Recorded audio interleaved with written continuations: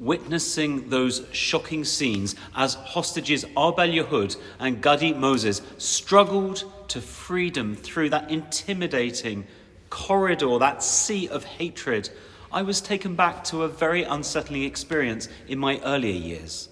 It was NUS conference. I was in attendance as an elected delegate alongside being there to represent the Union of Jewish Students. One sunny spring morning, a large group of far-left protesters assembled along both sides of the main doors leading into the conference hall. They had placards, newspapers, graphic photographs, and megaphones. Noisily, they protested against Israel with zealous enthusiasm. But worst, as each and every Jewish student walked past them, and many of us were identifiably Jewish, either by our headwear or the UJS logo on our jumpers, they pushed forward, shouting, chanting slogans, blocking our path, screaming murderers in our faces, and occasionally even spitting. It was intimidating and haunting.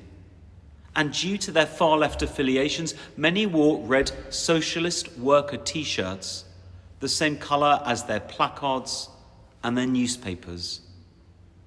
2 decades later, I can still recall thinking this must have been what it felt like for the Egyptians as the Red Sea closed in on them.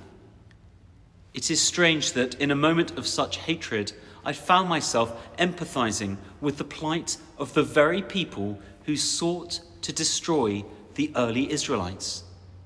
And yet that is part and parcel of our common humanity.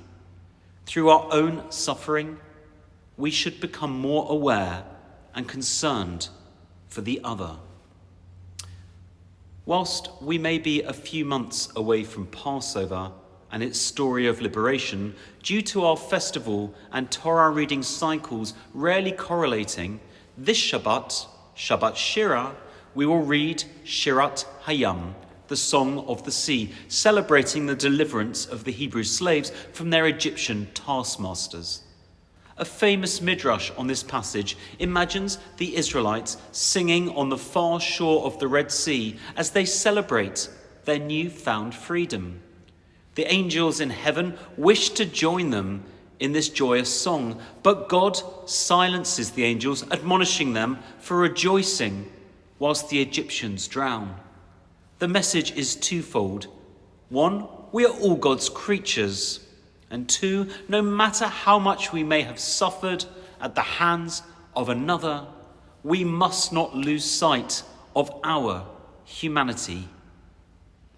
In an ever-dividing world, with noisy walls of hatred closing in on all sides, surely this lesson is something that we cannot afford to lose.